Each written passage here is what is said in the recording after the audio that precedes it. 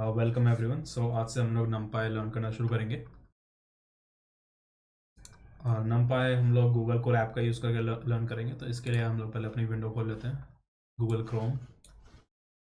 यहाँ पे अपना जीमेल अकाउंट लॉगिन करना है गूगल कोल ऐप यूज़ करने के लिए, और फिर सिंपली टाइप करना है गूगल कोल ऐप। एक बार अकाउंट लॉगिन कर लिया तो आप गूगल कोल ऐप एक्सेस कर सकते हैं। हम लोग न्यू नोटबुक बना लेते हैं। एक हमारी नोटबुक क्रिएट हो रही है। टेस्ट करने के लिए हम लोग यहाँ पे रीनेम कर देते हैं नमपाई। यहाँ पे नमपाई मॉड्यूल इंपोर्ट करके देख लेते हैं कि हमारे पास अवेलेबल है या नहीं। तो import numpy as N P, अगर ये एग्जीक्यूट हो रहा है सक्सेसफुली तो हमारे पास नमपाई लाइब्रेरी अवेलेबल है। वेट करना पड़ रहा है। कनेक्टिंग, अभी कनेक्ट हो रहे हैं। एक ग्रीन लाइन्स आ गई, कनेक्टेड, एंड अभी एग्जीक्यूट होगा। तो ये एग्जीक्यूट हो गया और हमारी गूगल कोलैब नोटबुक है, ये अच्छी तरह वर्क कर रही है। तो उसे नमपाई पढ़ने से पहले हम बेसिकली जान लेते हैं नमपाई है क्या। तो नमपाई एक फंडामेंटल पैकेज है फॉर साइंटिफिक कंप्यूटिंग। तो अगर आप मशीन लर्निंग, डेटा एनालिसिस ये सब पढ़ रहे हैं तो आपको नमपाई पढ़ना पड़ेगा। तो इससे हम लोग एरेज क्रिएट करते हैं। वन डायमेंशनल एरे, जो सिंपल एरे पाइथन में होता है और जिनको हम लिस्ट बोलते हैं, वो जनरेट कर सकते हैं। या तो मल्टी डायमेंशनल एरे जो होता है एरेज ऑफ एरेज, जो 2D भी हो सकता है, 3D भी हो सकता है, वो हम लोग आगे देखेंगे। अगर आपने मैट्रिसेस पढ़ा है तो आपने एरे का कॉन्सेप्ट जरूर पढ़ा होगा। और ये पाइथन लिस्ट से फास्ट काम करती है। और अगर हम लोग मशीन लर्निंग लर्न करते हैं तो उसमें जो भी एरेज यूज़ करते हैं वो नमपाई एरे होता है। Machine learning scientific research package अगर आपने यूज़ किया होगा, जिसको हम लोग साईफाई पैकेज बोलते हैं, जो लाइब्रेरी है पाइथन की, तो उसमें हम लोग नमपाई के एरेज ही यूज़ करते हैं। तो अगर आपको डॉक्यूमेंटेशन देखना है नमपाई का, तो उसके लिए numpy.org पे जा सकते हैं। आपको जाना है और यहाँ पे डॉक्यूमेंटेशन देखना है, यहाँ पे आपको सारी चीज़ें मिल जाएंगी। तो हम लोग इसमें से बेसिक्स देखेंगे नमपाई का। तो हमारा हमने अपना लाइब्रेरी इंपोर्ट कर लिया है। और एक चीज़, आपको कुछ चीज़ ध्यान रखनी, जो नमपाई एरे जो है उसकी जो वैल्यूज़ होती हैं वो फिक्स्ड होती हैं। तो एक बार आपने जो वैल्यूज़ दे दिया है, आप उसको मैनिपुलेट नहीं कर सकते हैं। फिर जो डेटा जो होता है नमपाई के एरे में, वो सेम होना चाहिए। तो ये हम लोग एक एक करके चीज़ें देखेंगे और उसमें हम लोग मैथमेटिकल ऑपरेशन भी परफॉर्म कर सकते हैं ईच इंडिविजुअल एलिमेंट में जो नमपाई एरे में होता है। उसके लिए हम लोग पहले एक शेल क्रिएट करते हैं, कोड शेल। और यहाँ पे हम लोग सिंपल एक वन डायमेंशनल एरे क्रिएट करते हैं, जो सिंपली हम लोग क्रिएट करते हैं अरेंज और रीशेप फंक्शन से। तो चलिए देखते हैं। तो हम लोग पहले सिंपली एक एरे जनरेट करते हैं, mp.arrange। सो यहाँ पे अरेंज फंक्शन जो है वो सिंपल हमारा रेंज फंक्शन की तरह काम करता है। तो सबसे पहले एक क्रिएट करते हैं, 1 to 10 पे इटरेट करेंगे, और लेट्स ओके 1 to 10 पे इटरेट करेंगे और उसको शेप दे देंगे 3x3 की। देखते हैं। और ये हमारा रन किया हम लोगों ने। नया शेल लेते हैं नीचे, तो ताकि हम अपने एरो को प्रिंट करें। प्रिंट लिखने की जरूरत नहीं है। तो हमारे पास ये आउटपुट आ गया। ये है हमारी नमपाई एरे, और ये हम लोगों ने 3D में बनाया है और ये 2D में बनाया है। हमको नॉर्मल एक नमपाई एरे चाहिए था, तो हम लोग यहाँ पे रीशेप फंक्शन हटा देते हैं। रीशेप हम लोग बाद में देखेंगे क्या होता है।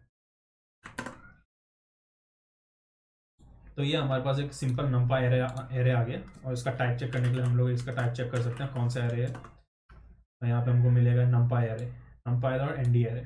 सो हाँ, ये भी यहाँ पे है। जो नमपाई जो एरे होता है उसको हम लोग एन डायमेंशनल एरे भी बोलते हैं, क्योंकि हम लोग उसको काफ़ी सारे डायमेंशन से बना सकते हैं, 1D 2D 3D। यहाँ पे जो हम लोगों ने एरे जनरेट किया है, ये है 1D एरे।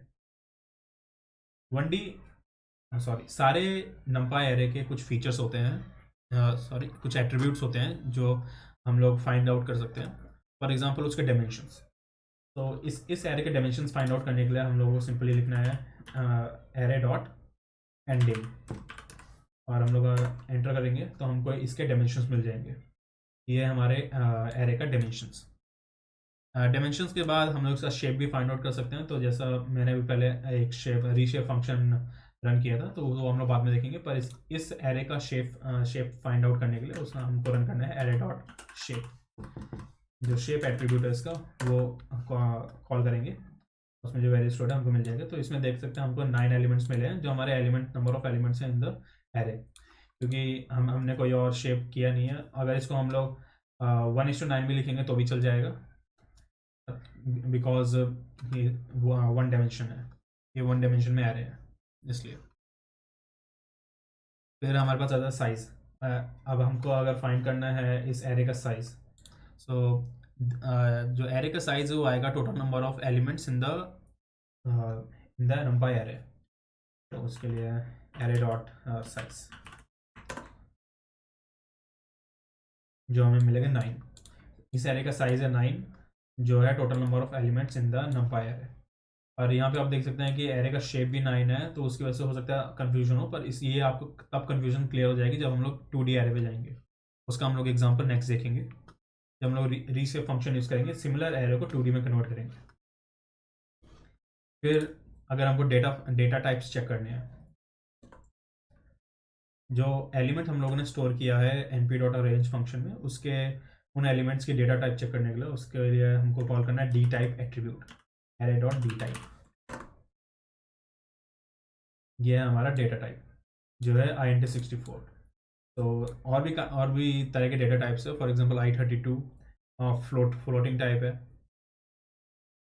अगर आपको फ्लोट टाइप क्रिएट करना है तो उसके लिए कुछ नहीं, आपको हर एलिमेंट के आगे डॉट लगा देना है, डॉट या तो फिर .0। वो फिर जो आपको एलिमेंट्स मिलेंगे वो फ्लोट में मिलेंगे।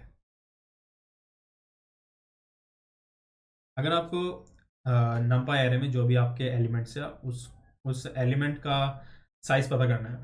फॉर एग्जांपल यहाँ पे मैंने 1 से 9 तक लिया है, तो हमें इसका साइज़ तो पता है इस एरे का, पर हमको इस एलिमेंट का साइज़ जानना है, मीन्स कितनी मेमोरी ले रहा है। तो उसके लिए हमको रन करना है एरे डॉट आइटम साइज।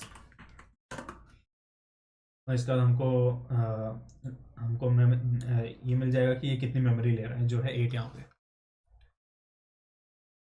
तो यहाँ पे हम लोगों ने कुछ एट्रीब्यूट्स देखे हैं और 1D एरे कैसे कैसे क्रिएट करना है वो देखा है। तो अब हम लोग एक एग्जांपल देखेंगे। यहाँ पे डाल देते हैं, कमेंट डाल देते हैं, क्रिएटिंग 1D एरे। कमेंट की जगह हम लोग एक इसके ऊपर तो मार्कडाउन फील्ड लिखते हैं, let's say creating 1D array और जस्ट 1D एरे। ओके, अब हम लोग 2D एरे का देखेंगे। ओके, यहाँ पे हम लोग एक टेक्स्ट फील्ड लेते हैं और यहाँ पे हेडिंग डाल देते हैं 2D array.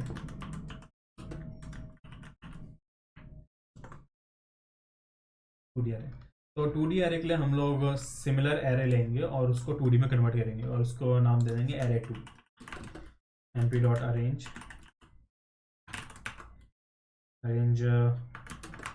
element from 1 to 10 and reshape them into 3x3।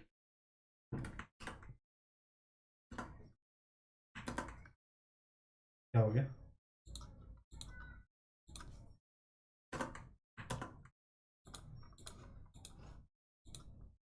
Okay, तो यहाँ पे हम लोगों ने एक एरे क्रिएट किया ये अरेंज फंक्शन से, जिसने हमको 1D एरे रिटर्न किया। उसके बाद हम लोगों ने उसको रीशेप कर दिया 3x3 पे। और एक ताकि ज़्यादा कन्फ्यूजन ना हो तो इसके लिए हम लोग 0 से 9 तक करते हैं, इससे थोड़ा कन्फ्यूजन कम होगी अभी के लिए। और यहाँ पे एरर मिलेगा, और यहाँ पे हमको एक 2D एरे मिला है जो है 3x3 फॉर्म में। तो आप इसको मैट्रिक्स भी बोल सकते हैं या एरेज ऑफ एरेज भी बोल सकते हैं, दोनों चीज़ें हैं। तो हम लोग इस एरे पे भी सेम ये सारे एट्रीब्यूट्स फाइंड करेंगे, और हम लोग इस बार अलग अलग लाइन में नहीं, एक ही लाइन में सब कुछ फाइंड करेंगे। तो उसके लिए हम लोग यूज़ करेंगे print function, print array dot ndim array dot size array dot array two लिखना है हमको, and dim array two dot shape, array two dot size, array two dot d type, array two dot item size, और इसको run कर देंगे। यहाँ पे देख सकते हैं हमको इसके जो डायमेंशंस हैं वो है 2, और इसका जो शेप है वो है 3x3 शेप, और इसका जो आइटम साइज़ है वो है 9। टोटल नंबर ऑफ आइटम जो है, जो जब ये आइटम कैलकुलेट करता है तो ये जितने भी एरेज होंगे, आपके एरेज ऑफ एरेज होंगे, उन सब में उन सबको काउंट करता है, चाहे वो कितना भी डीप में आप बनाएं। तो सारे साइज मतलब सारे एलिमेंट्स काउंट करके आपको एरे साइज रिटर्न करता है। फिर है डेटा साइज, जो आपका एरे है नंपाई एरे, उसका जो डेटा साइज क्या है। और आखिर में आ जाता है आइटम साइज, जो हमारे जो इंडिविजुअल आइटम्स हैं, जो फॉर एग्जांपल यहाँ पे जैसे हमारे पास इंटीजर है, तो जो इंटीजर का वेट क्या है, मेमोरी साइज क्या है। तो ये सिंपल सा एक टॉपिक था एरे क्रिएशन का। और आगे जाने से पहले मैं आपको ये रीशेप फंक्शन और अरेंज के कुछ और एग्जांपल बता देता हूँ। तो अरेंज फंक्शन हमारा सिंपली जो हमारा पाइथन रेंज फंक्शन होता है उसकी तरह काम करता है। इसमें हम लोग सेम पैरामीटर्स इनपुट दे सकते हैं, start, stop and step. For example अगर यहाँ पे हम लोग पहले मार्कडाउन में क्यों नहीं कन्वर्ट हो रहा है, नहीं हो रहा मार्कडाउन में, कोई बात नहीं। यहाँ पे एक टेक्स्ट फील्ड जनरेट करते हैं, यहाँ पे सिंपली रेंज फंक्शन।